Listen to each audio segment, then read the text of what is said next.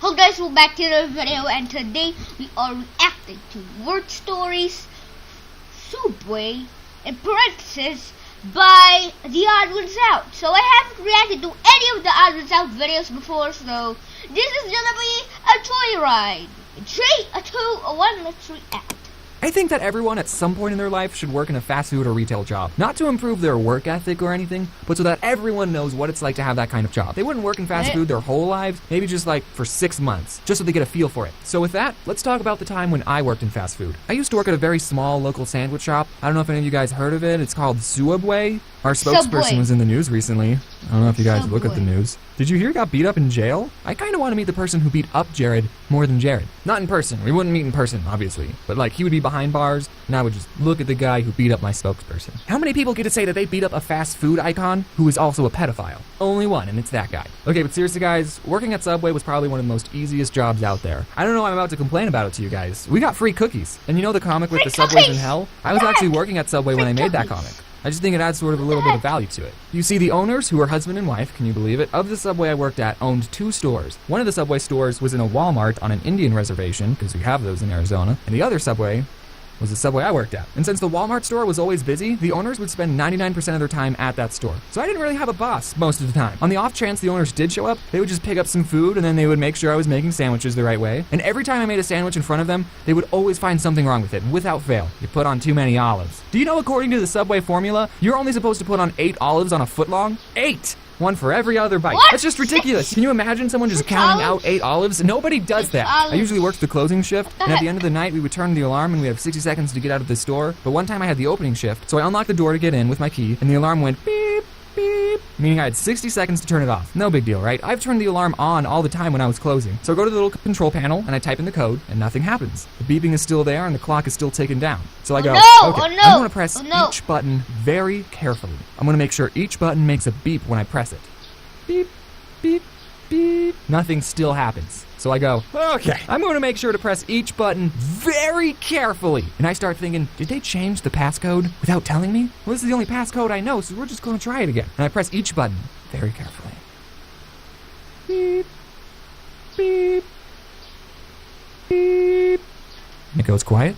And then the alarm goes off. I still had like 20 seconds left. But I guess when you get it wrong 3 times, it automatically assumes that you're a burglar. So while the alarm is going off, I look on the contact sheet for the owner's cell phone number. I step outside, I call him, and he doesn't pick up. So I go back inside, find the number for the other Subway store. They open an hour before we do. Someone picks up with their stupid voice. Oh, thank you for calling Subway. I'm blah, blah, blah, blah, blah, blah, blah. How may I help you? And I go, hey, is Mike there? That's not his real name, guys, don't worry. And they go, just a minute. Yeah, sure, I have all the time in the world. The cops might be on their way, but take your time. So Mike picks up. Yellow. Hey, Mike, this is James. What's the passcode for the alarm? Who is this? It's James. What's the passcode? What are you doing there, James? Why aren't you answering the question? I have the opening shift. Is the alarm going off? Yeah, no one told me the new code. Yeah, we changed it. It's the last 4 digits of your social security number. Oh, okay, thanks, Mike. I don't know my social security number. So I finally get the alarm off. No one showed up, thankfully. Which I actually don't know if that's a good thing or not, now that I say it out loud. We did have a store manager who would like make the schedule and sometimes tell us, hey, can you guys do a better job at your job? But other than that, she was cool. She watches my videos, and so do her little brothers. They're big fans. Shout out to Ivan and Andy. Those are the brothers. So get this, at Subway, you only work with one other person. Just you and them in an empty Subway for 5 hours. I mean, we weren't like empty all the time,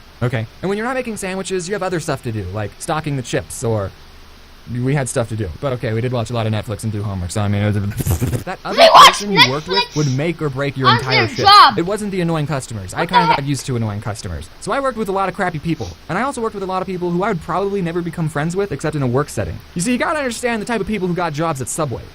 Potheads. Most of them are potheads. And some of them are really cool. I'm just gonna go over a couple of the characters that I worked with. There was Tyler. I freaking love this guy. He smoked a lot of weed. He actually taught me what vaping was, and he got me into Clash of Clans. I actually mentioned him and his girlfriend in my riddles video. I don't know if I ever told him that. And of course, I have to mention Corey. He was cool. We watched How to Get Away with Murder on Netflix, and I've also hung out with him outside of work. What him and Tyler had in common is that they would actually do their job, which you gotta appreciate. Then there was this guy, and get this, who was also named Jared, and he was fat. I know, right? He's like Jared before. He loved marble, and that's like the only thing he would talk about. I can say these things. He doesn't watch my videos. There was Sarah. She was cool. She made me a bread bowl. And her boyfriend, Jay. He talked about chakras and third eyes. He was interesting. And also, there's Anthony. He's cool. What's up, Anthony? For the 100,000 sprinkles video, I actually went back to Subway to use their scale because I knew they had one. And we counted 500 sprinkles again just to be more accurate for the 100,000. And Anthony helped me count instead of working. I mean, at least he got paid minimum wage for it. So 2 more stories before I go.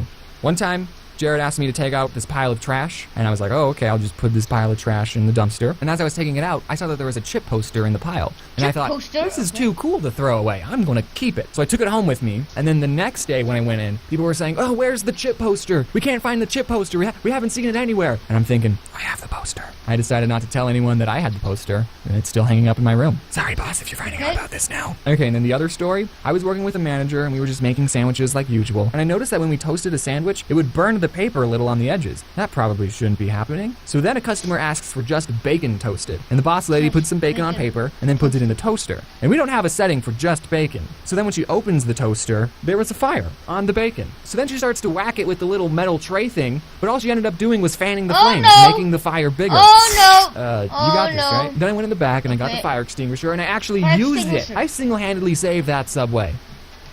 Wait, what have I done? Is it okay if the bacon's a little crispy and has nitrogen and carbon dioxide stuff on it? A single bad customer experience. Well, I don't want the video to be too long. I should make a part 2. So yeah, guys, thanks for watching. And of course, goodbye. I'm gonna make a part 2 and it's just gonna be stories about. What do you think, guys, on reality Theodd1sout videos? Do you want me to react on more Theodd1sout videos or just SML videos if you want to? But so guys, thanks for watching, and of course, goodbye.